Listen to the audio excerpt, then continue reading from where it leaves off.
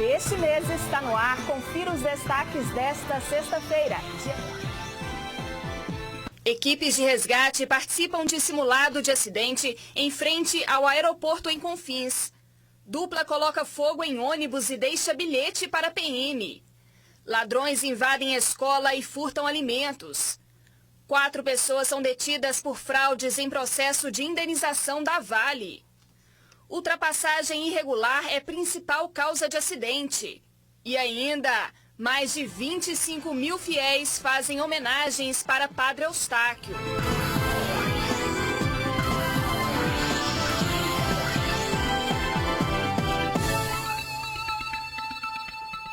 Abrimos esta edição com uma notícia urgente. O 5º andar do Hospital São Camilo, em Belo Horizonte, foi fechado agora há pouco porque um dos pacientes deu entrada no local com suspeita de sarampo. De acordo com a Unimed, que administra o hospital, o paciente é uma criança de 10 anos que tomou a vacina nessa semana. Segundo informações de quem estava na recepção do pronto atendimento, cerca de 50 pessoas foram proibidas de sair do hospital.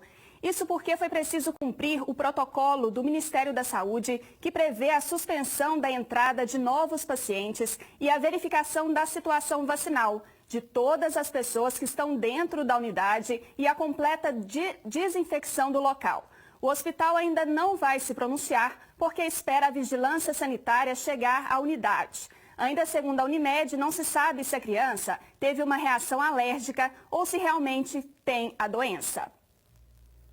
Parte da LNG 800, em frente ao Aeroporto Internacional de BH, em Confins, foi fechada na tarde de hoje, sentido BH, para a realização de uma simulação de emergência. O simulado cumpre determinação da Agência Nacional de Aviação Civil. Tudo foi feito de forma bem real, justamente para testar o programa de atendimento às vítimas.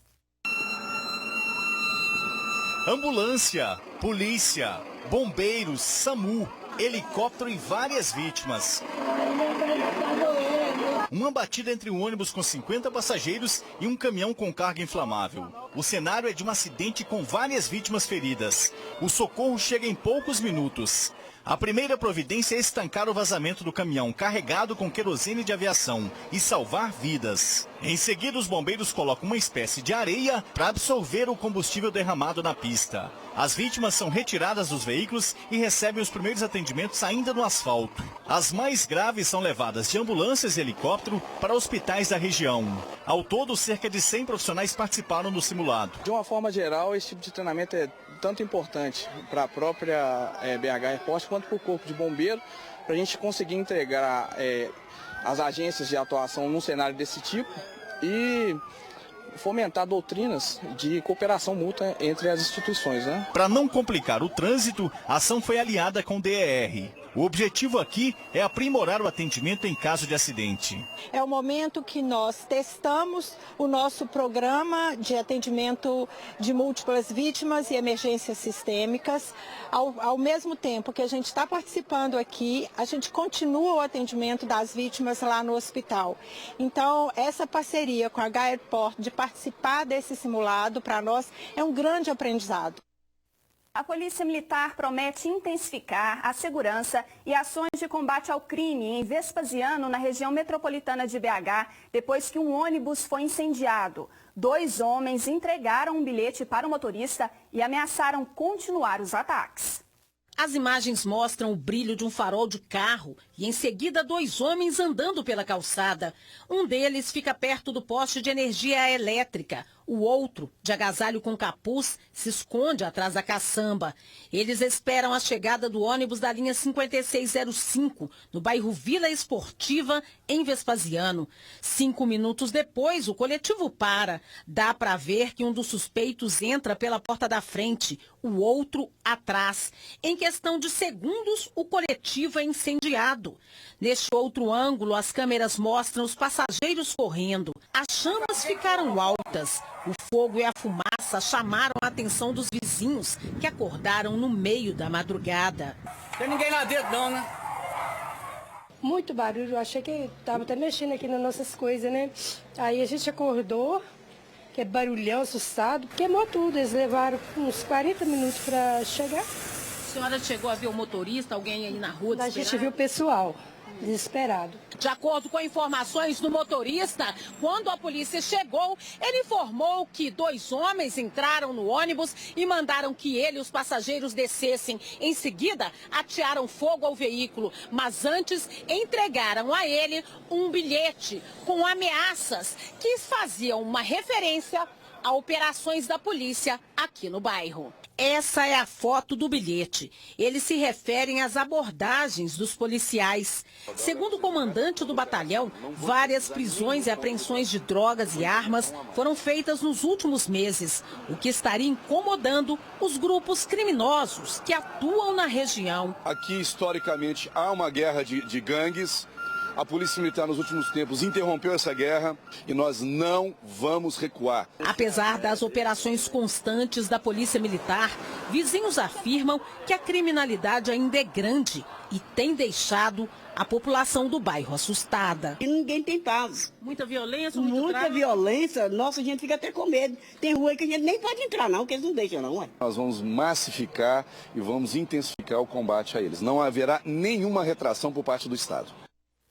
O Corpo de Bombeiros localizou na manhã de hoje mais um corpo vítima do rompimento da barragem da Vale em Brumadinho. Segundo os bombeiros, o corpo foi encontrado por volta de 11 horas da manhã e repassado à Polícia Civil. Ainda não há identificação. Até o momento, 248 corpos foram identificados e outras 22 pessoas seguem desaparecidas. Os bombeiros continuam as buscas. E em meio a tanta dor pelo crime ambiental em Brumadinho, que levou tantas vidas e sonhos, algumas pessoas ainda agem de má fé. Em Pará de Minas, no Centro-Oeste, 4 pessoas foram detidas, suspeitas de fraude no recebimento de benefícios da mineradora Vale depois do rompimento da barragem. A polícia descobriu que uma agente de saúde de uma prefeitura emitia declaração falsa.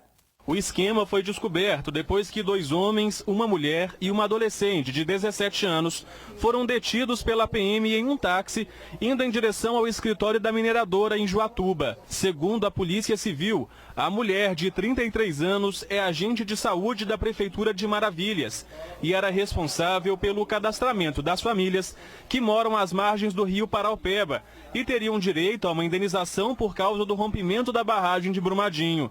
As investigações mostram que ela falsificou declarações para que pessoas pudessem receber o pagamento de forma irregular. Com a declaração assinada pela agente de saúde, os moradores da região do rio Paraupeba procuravam a Vale e tinham direito a uma indenização de cerca de R$ 8.000, além de um pagamento mensal.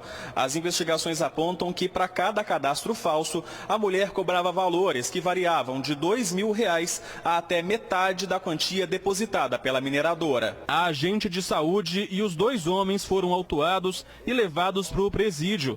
A adolescente foi liberada. Cada um vem da sua alegação, às vezes evasiva, às vezes com algumas desculpas meio infundadas, mas ela particularmente, depois de entender a situação que estava envolvida, passou a colaborar e dar a indicação de dados, inclusive com algumas que ela lembrava de já ter entregue declarações falsas. A polícia entrou em contato com a Vale para revisar as 40 declarações assinadas pela agente.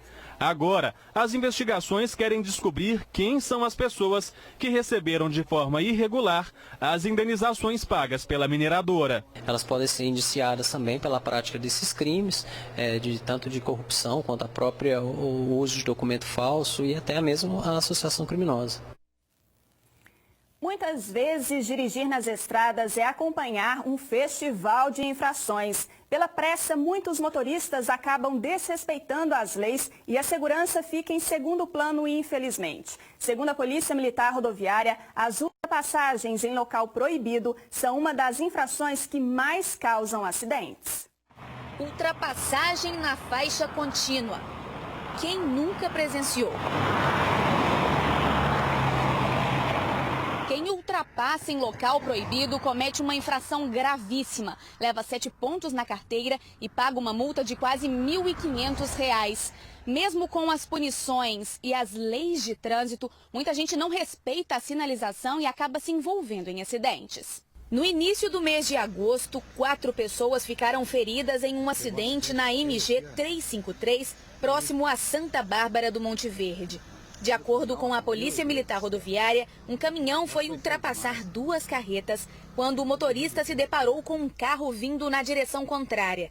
Os 2 veículos bateram e o caminhão tombou. As ultrapassagens em locais proibidos, elas geram riscos sérios de colisões frontais. Nas colisões frontais, logicamente, há um somatório das 2 velocidades, mesmo porque aquele veículo que está fazendo a ultrapassagem, ele imprime uma velocidade maior ainda do que aquele que está sendo ultrapassado. E havendo a colisão frontal com outro veículo que transita em sentido contrário, com certeza vamos ter lesões graves ou até fatais. Segundo a Polícia Militar Rodoviária, as fiscalizações em estradas com maior índice de ocorrências têm sido intensificadas.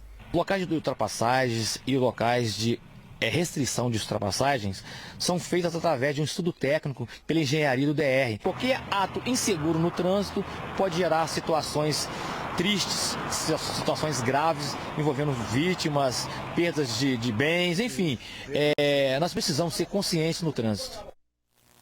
A Igreja Católica celebra hoje o dia de Padre Eustáquio. Ele fez nome em Belo Horizonte na década de 1940 e ficou conhecido como mensageiro da saúde e da paz.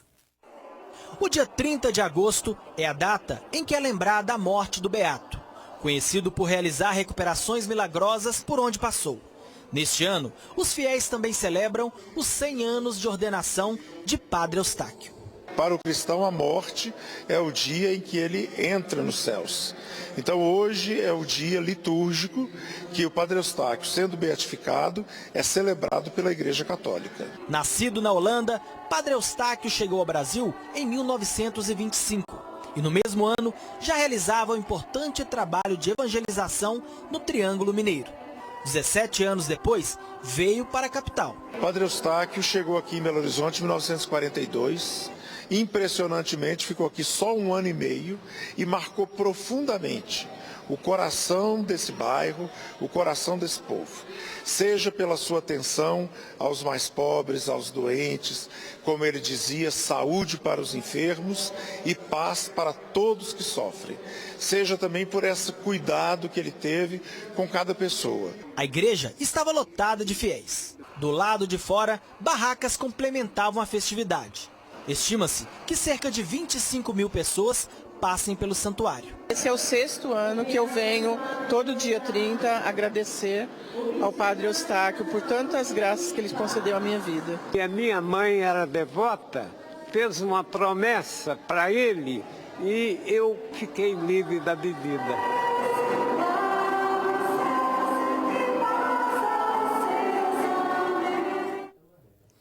E na tarde de hoje, o arcebispo metropolitano de Belo Horizonte, Dom Valmor, presidiu uma celebração em homenagem a Padre Eustáquio. E a grande mensagem foi que o caminho da espiritualidade é fundamental para a saúde e a paz. Santuário lotado de fiéis em busca de saúde e paz. Essa é a mensagem que Padre Eustáquio deixou para os devotos. Minha mãe era devota, eu nasci com um problema de saúde e através da minha mãe hoje eu sou devota dele. Veio pedir ou agradecer? Agradecer. Padre Eustáquio é importante para você? Muito importante. É como se fosse o segundo Deus para todo mundo. O arcebispo de Belo Horizonte também participou das comemorações e celebrou uma missa no final do dia. Padre Eustáquio, celebrando hoje, 30 de agosto, 100 anos de sua ordenação sacerdotal e 76 anos de sua morte, é para nós um grande dom. É um dom exatamente o que ele tem no seu lema e que é uma saudação muito importante, saúde e paz.